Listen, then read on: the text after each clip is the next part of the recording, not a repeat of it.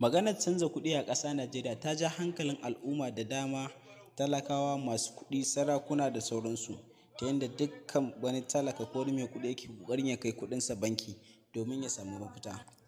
To amma matsalar da talakawa suke complain shine nan, shi talaka kullum shine kuma baya ƙasar nan.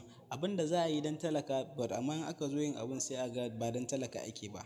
Idan talakawa sun kai kuɗinsu banki, a maimakon a karɓi kuɗin nasu sai a tsaya ana musu daurora, ana musu dai abin da ba shi ne ba. Saɓanin masu kuɗi suka kawo sai a tsallake a bar talakawa a karɓi na masu kuɗi. Yanzu abin da yake ciwo talakawan Najeriya tuwo a ƙwarya shine gashi saura kwana 3 a kulle karɓar kuɗin nan. Shin yawancin talakawa ba su kai kuɗinsu banki ba, in ma sun kai ba a karɓa.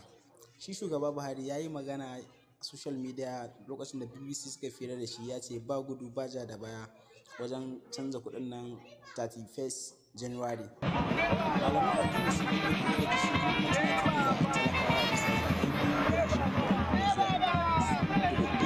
talakawa ainihin can baya sa kuɗin kamfen talakawa su suka tura wa mai su suka tura wa Baba Buhari har ya zo ya kamfen ɗin sai ci zaɓe. Sai idan kuka duba wannan bidiyon za ku ga yadda talakawan Najeriya a wancan lokacin yana suke nuna da Baba Buhari ya ci zaɓe ya samu sai an kuma saɓanin haka.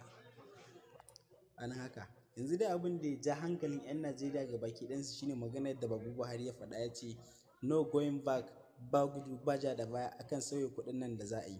To mu dai ba abin da za mu ci sai dai mu ce Baba Buhari da mahukunta gaba ɗaya sai su duba wannan maganar canza kuɗin da aka ce za a yi a cikin wannan 'yan kwanakin sun yi kaɗan.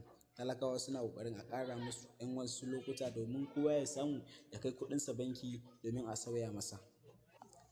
Idan wannan shine farkon zuwan ka wannan tasha, ka yi ƙoƙari ka danna mana subscribe, ka yi mana like da comment a cikin wannan bidiyo, sannan da Allah ka yi sharing ɗinsa.